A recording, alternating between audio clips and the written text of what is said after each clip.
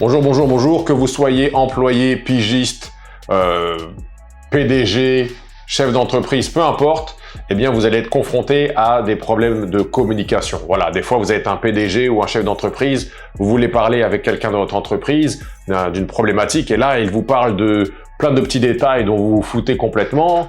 Des fois vous êtes un coordonnateur et vous avez besoin de communiquer des choses à votre supérieur hiérarchique ou à quelqu'un encore au-dessus dans le niveau hiérarchique et vous n'êtes pas capable de lui transmettre ses idées, etc.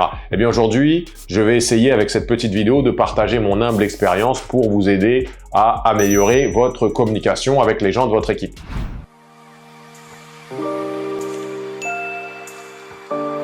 Alors, la première chose qu'on va faire, c'est qu'on va essayer de définir 3 niveaux de communication, voilà, qui selon moi représentent pas mal ce qui se passe dans n'importe quelle entreprise ou même groupe, famille, amis, équipe de basket, etc., église, etc. Donc, le premier groupe, tout en bas, à la base, on va l'appeler le niveau exécutant. Voilà, donc dans ce niveau-là, on va voir les gens qui exécutent les tâches. Par exemple, si on parle d'une église, la personne qui va réparer la porte, le menuisier ou peu importe, c'est un exécutant. Dans un site web, la personne qui va créer un design, rédiger un texte, traduire un texte ou développer une page web, ce sont des exécutants ou des spécialistes, on pourrait dire spécialistes aussi. Voilà. Au niveau du milieu, le deuxième niveau, on va l'appeler le niveau managérial. Voilà, ce niveau-là, c'est un niveau dans lequel on a des gens qui ne vont peut-être pas réaliser les tâches, mais qui vont superviser ce qui se passe, donner de l'information, donner des briefs, donner des commentaires, gérer des budgets, etc., etc., etc. Voilà, donc ça c'est le niveau gestionnaire.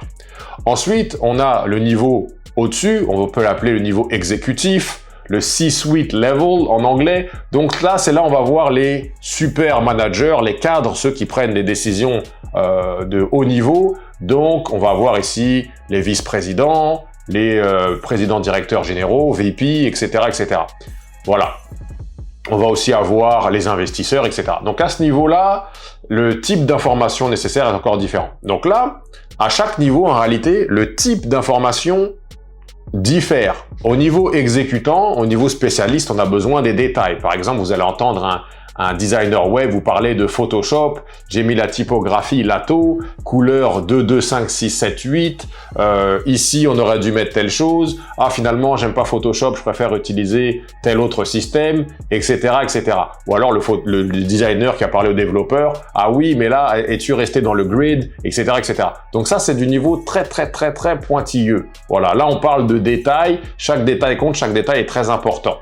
Au niveau au-dessus, au niveau managérial, eh bien là, on est dans un niveau où les détails commencent à importer beaucoup moins. Ce qui compte, c'est des choses comme les budgets ou la date de livraison ou ce genre de choses un peu plus haut niveau. Alors le manager, lui, ne va pas trop rentrer dans les détails parce que il s'y perdrait. La plupart du temps, ce n'est pas un spécialiste ou alors le manager était peut-être spécialiste à un endroit, mais pas dans tous.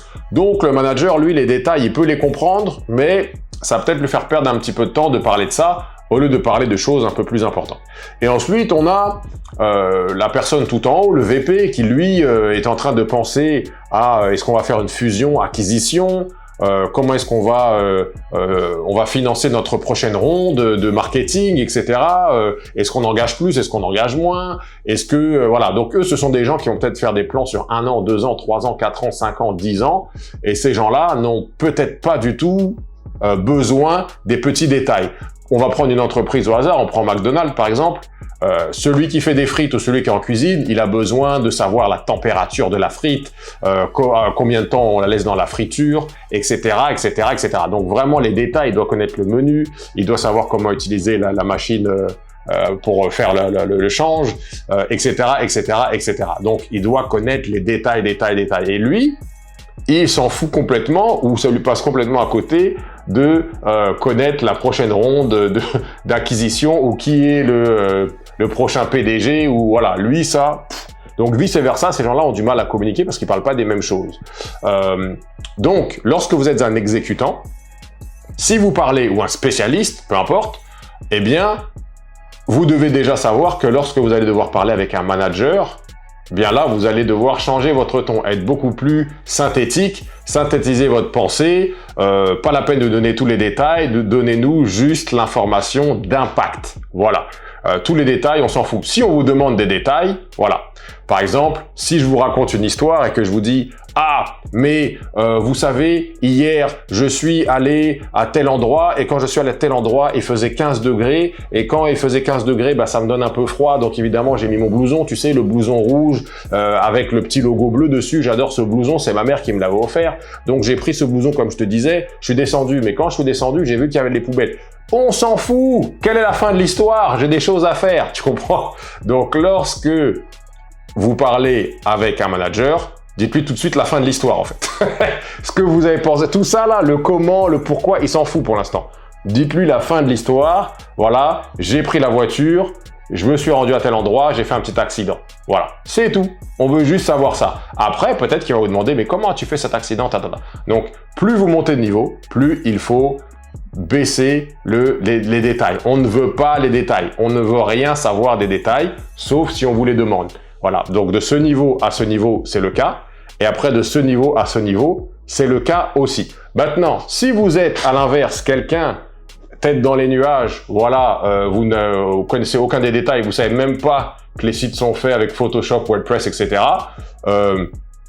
Eh bien là, pareil, lorsque vous venez parler avec quelqu'un qui est en bas, qui est dans le niveau de exécution, eh bien, prière de ne pas lui parler de fusion-acquisition, de, je ne sais pas moi, qu'est-ce qu'on pourrait lui parler d'autre encore, de ronde de financement, de venture capitalist ou je ne sais pas quoi, parce qu'il ne comprendra rien. Il faudra lui traduire ça dans ces termes.